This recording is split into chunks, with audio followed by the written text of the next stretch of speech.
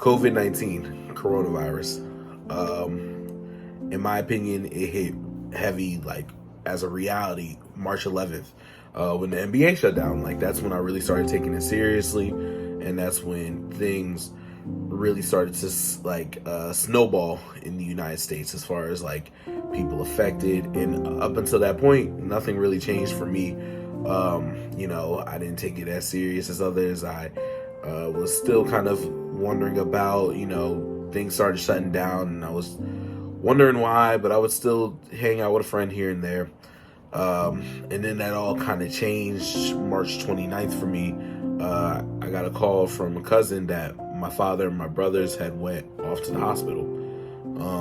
They went to the emergency room, and that was a very scary call. It was almost reminiscent of the calls that I got when my mother had passed in 2015. So he's in Louisiana, I'm in Maryland. I didn't know what was happening, and luckily, thankfully, they all came back, and we were told it was just strep throat. And I was never so thankful, but to hear that something was strep throat instead of coronavirus. But then the next day, my father had went back to the hospital, and he was diagnosed with corona. So I immediately flew down to Louisiana, which we all know is a heavy populated area of this virus right now. But without a doubt, I had to fly down so I could take care of people, take care of my brothers, take care of my dad, who honestly I thought my brothers probably already had it as well, since they're autistic and he's their main care provider. So when I went down, I kind of went down with the realization that I'm probably going to get it as well. I never got any symptoms. I never got tested myself, but I'd be surprised if I wasn't exposed to the virus, since I had to take care of him, take care of my brothers, take care of the whole household, where they weren't even leaving themselves, but somehow my father had got it. And as a caretaker of him and two autistic children, I felt as if, like, a lot of the things that affect the Black community were hitting me all at once. It honestly really affected my mental stability, my emotional stability. I got depressed within those 21 days or so. But this is just within my own household. My family is big, so coronavirus was striking person after person, family after family in Louisiana. In my family, cousins were catching it. Some of my aunts and uncles were catching it, being put in the hospital for extended days. And the pain that you feel when your people are in the hospital, but you can't even go and visit them, it was honestly terrifying at times. Indescribable pain, whatever.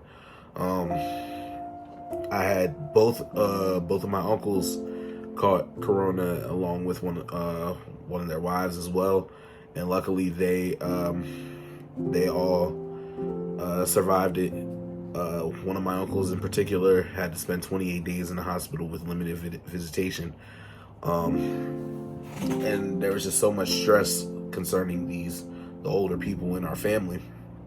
But past that, two of my aunts were also dealing with the stress of just dealing with life in corona, and not only that, but dealing with their current health complications, and two of them ended up passing away 10 days apart.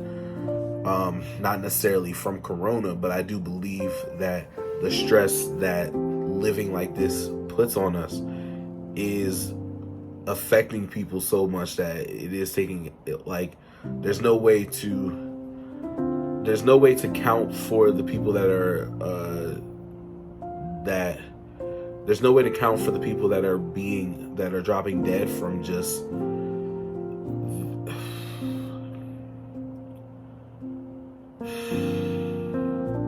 like, there's no way to account for the people and how they have to live in this state of COVID-19.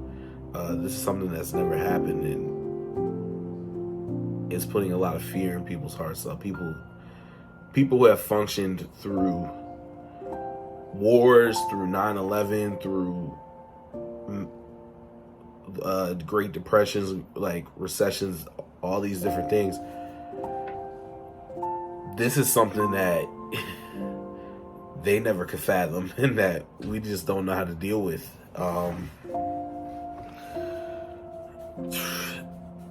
And to put it even more in perspective, I just can't, as a black man, as a black person, I don't feel like this government cares about us at all.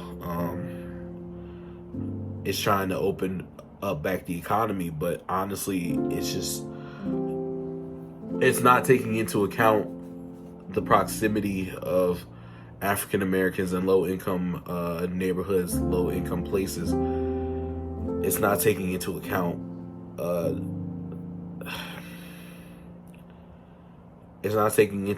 that they're not giving us the resources that we need to even properly fight this.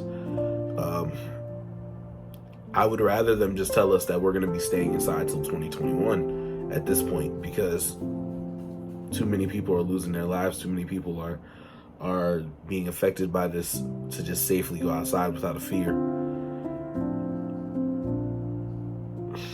Like I said, lost 2 of my aunts during this coronavirus epidemic, and only 10 people at a time were allowed at these funerals. I wasn't allowed to go, but I saw videos of it, and you see hundreds of people crying, but still having to be 6 feet apart, so they can't even properly console each other, having to wear masks. What kind of life do we live where we have to wear masks 24/7 because of something that we don't even truly know about?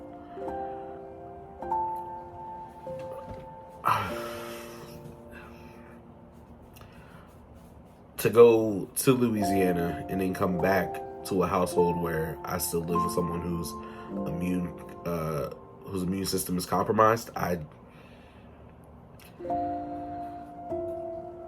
it puts a certain worry and responsibility on me that,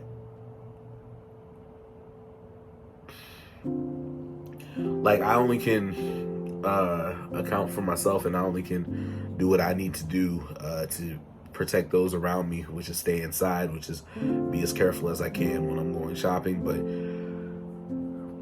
I also expect more from our leadership and our government to help us. We're not given the proper tools in this.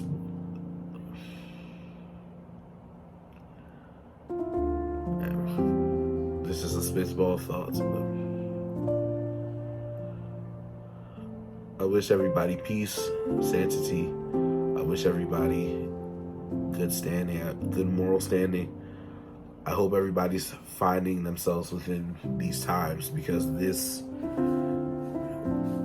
is truly a time that we will never experience again, but hopefully we all can survive through this.